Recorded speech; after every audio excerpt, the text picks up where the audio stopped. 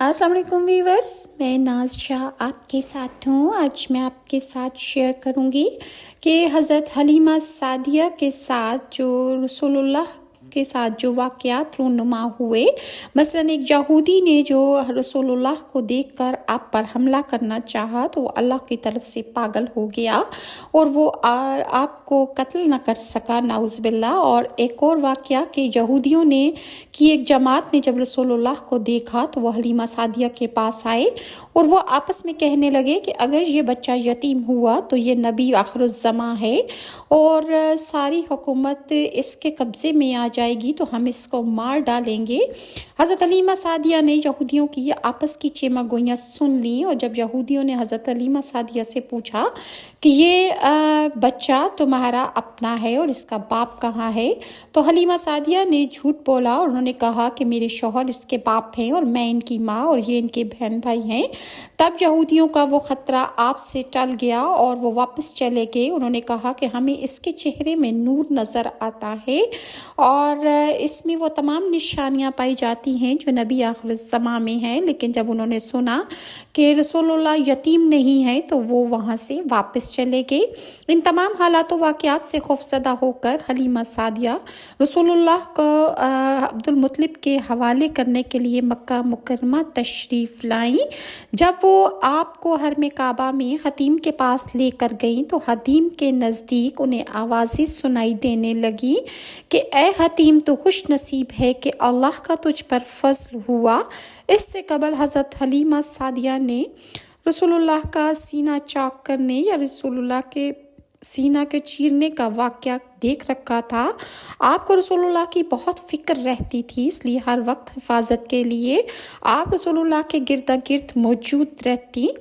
जब आपने ये आवाज़ सुनी तो निहायत हैरानगी का इजहार किया और उस आवाज़ की तलाश में इधर उधर फिरना शुरू कर दिया। आपने रसूलुल्लाह को हतीम के पास ज़मीन पर लिटा दिया। चुनाचा हर जानिब से आवाज़ें आ रही थीं और आवाज़ देने वाले नज़र नहीं आ रहे थे। तो हलीमा सादिया हैरान और परेशान जब वापस लौटी तो देखा कि रसूलुल्लाह सल्लल्लाहु अलैहि वसल्लम उस जगह मौजूद ना थे। हुज़ूर करीम को मौजूद ना पाकर हलीमा शिद्दत गम से निढाल हो गई और उन्होंने ज़ारों के तार रोना शुरू कर दिया। आपने अहले मक्का से दरियाफ्त किया कि क्या तुमने मोहम्मद सल्लल्लाहु अलैहि वसल्लम को कहीं देखा है? अहले मक्का कहने लगे, हमें तो कुछ इल्म नहीं और ना ही हम जानते हैं कि यहाँ कोई बच्चा मौजूद भी था।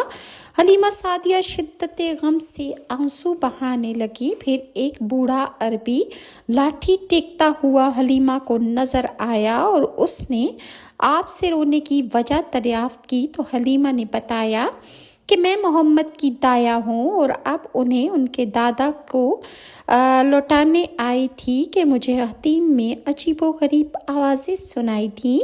मैंने उन्हें यहीं छोड़ा और इन आवाज़ों की तलाश में मैं निकल पड़ी। जब मैं वापस लौटी तो मोहम्मद सल्लल्लाहु अलैहि वसल्लम यहाँ हतीम में मौजूद नहीं थे। मैं परेशान हूँ कि वो कहाँ गुम हो गए हैं। अब मेरे एतमाद को नुकसान पहुँचेगा और लोग मुझे अपना बच्चा नहीं देंगे। बूढ़े ने कहा, तुम फिक्र न करो, मैं तुम्हें उस जगह ले जाता हूँ जहाँ से तुम्हें बच्चे के मुतल्लिक इल्म हो जाएगा।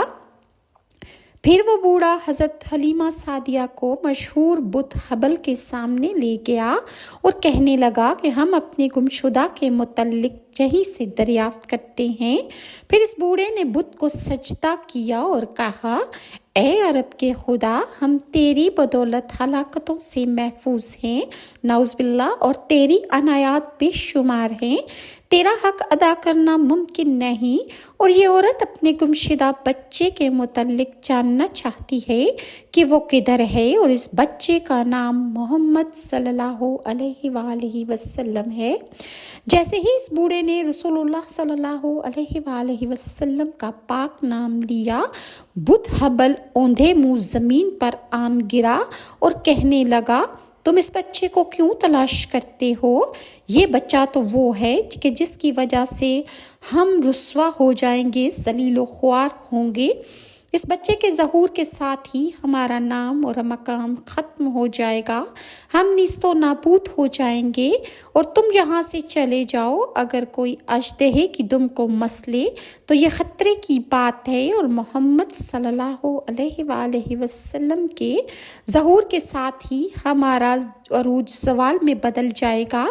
اس بوڑھے نے جب بت کی بات سنی تو وہ گھبرا کر اپنی لاٹھی پھینک دی اس نے، اور اس بوڑھے پر عجیب کپ کپی طاری ہو گئی، ایک خوف کی کیفیت تھی اس پر، اور وہ حیران پریشان ہو گیا۔ حضرت بی بی حلیمہ سعدیہ نے جب بت کی باتیں سنی تو کہنے لگی، میں اس وقت اگرچہ مصیبت میں مبتلا ہوں مگر میں حیران ہوں کہ مجھ سے ہوائیں باتیں کرتی تھیں، پتھر مجھے ادب سکھاتے تھے، اور کبھی محمد صلی اللہ علیہ وآلہ وسلم کو غیبی لوگ اٹھا کر لے جاتے تھے۔ میں کس سے فریاد کروں اور میں اپنی پریشانی کس سے بیان کروں؟ میں ان واقعات کو جو میرے ساتھ پیش آئے انہیں راز رکھنا چاہتی ہوں، اور میں بس یہی چاہتی ہوں کہ محمد صلی اللہ علیہ وآلہ وسلم مجھے کسی بھی طرح مل جائیں، اور اس کے علاوہ مجھے کوئی حاجت نہیں ہے۔ بوڑھے نے حضرت بی بی حلیمہ سے کہا، فکر مند نہ ہو، وہ بچہ گم نہیں ہوا بلکہ ایک عالم اس کی عصمت میں گم ہو جائے گا۔ تو نے دیکھا نہیں کہ ہمارے اس عظیم بت نے بھی اس بچے کے آگے سر جھکا دیا، اور میں نے اپنی زندگی میں اس سے زیادہ عجیب و غریب بات کبھی نہیں دیکھی۔ جب بت ان کے آگے سر نگوں ہیں تو پھر ان کے پوجنے والوں کا کیا حال ہوگا، اور جو ان کی رسالت کا اقرار نہیں کرے گا اس کا انجام خیریت سے نہیں ہوگا۔ حضرت حلیمہ سعدیہ کے اس شور و غل کو سن کر حضرت عبدالمطلب رسول اللہ کے دادا جان آ گئے، اور کچھ ہی دیر میں سارا معاملہ ان کی سمجھ میں آ گیا۔ حضرت عبدالمطلب بھی جب یہ بات انہوں نے سنی کہ رسول اللہ کھو گئے ہیں تو وہ شدت غم سے نڈھال ہو گئے اور رونے لگے، اور وہ کعبہ کے پاس آ گئے اور کعبہ کے دروازے کو پکڑ کر انہوں نے کہا کہ اے اللہ، مجھ میں ایسی کوئی خوبی موجود نہیں کہ میں تیرا راز جان سکوں، مگر میں نے محمد صلی اللہ علیہ وآلہ وسلم کے چہرے پر تیرے کرم کے آثار دیکھے ہیں، اور اگرچہ وہ ہم میں سے ہی ہیں مگر ایسے آثار کبھی ہم میں بھی نہیں پیدا ہوئے۔ ان کو جو فضیلت بچپن ہی میں ملی وہ کسی کو 100 سال کی عبادت کے بعد بھی نہیں ملتی۔ میں ان کی سفارش پیش کرتا ہوں، التجا کرتا ہوں، اور انہی کے صدقے سے میں تجھ سے سوال کرتا ہوں کہ مجھے ان کے حالات سے آگاہ فرما دے کہ وہ اس وقت کہاں ہیں۔ حضرت عبدالمطلب نے جب گڑ گڑا کر کعبۃ اللہ کے دروازے کو پکڑ کر یہ فریاد کی اور رسول اللہ صلی اللہ علیہ وآلہ وسلم کے متعلق سوال کیا تو انہیں غیب سے آواز آئی اور فرشتے نے کہا، اے عبدالمطلب غم زدہ نہ ہو، رسول اللہ صلی اللہ علیہ وآلہ وسلم فلاں درخت کے نیچے فلاں جگہ پر آرام فرما رہے ہیں۔ جب حضرت عبدالمطلب نے اس بات کو سنا تو آپ اسی مقام پر پہنچے جہاں انہیں غیب سے بتایا گیا تھا۔ تو عبدالمطلب نے دیکھا کہ رسول اللہ ایک درخت کے نیچے آرام کر رہے ہیں۔